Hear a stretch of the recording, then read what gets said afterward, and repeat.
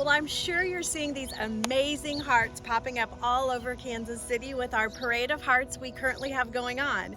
Hi, I'm Gina Walton with the Walton Home Team, and the Deanna Rose Farmstead with this amazing heart just seemed like the perfect location to bring our monthly housing update.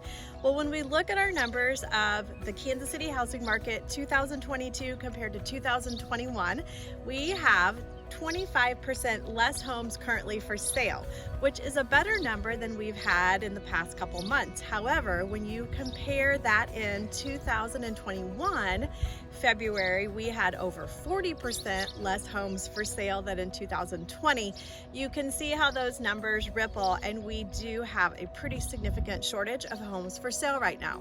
So what does that mean sellers and buyers are experiencing? Buyers are presenting offers over list price. They are considering what type of contingencies can be removed as far as inspections, and also removing as far as appraisal.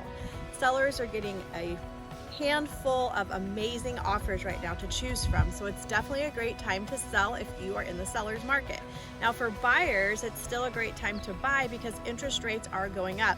Last week we saw interest rates shift to anywhere from 4.2 to 4.5, and the federal government saying that there'll probably be 4 to 5 more increases throughout 2022.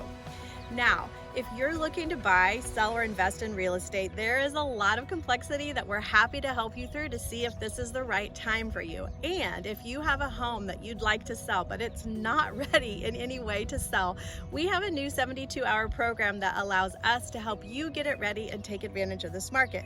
So feel free to touch base, 913-449-1950. We're happy to share that. In the meantime, comment below on some of the favorite hearts that you found around Kansas City. And if this is the first time you've heard about it, go to paradeofhearts.com and check it out.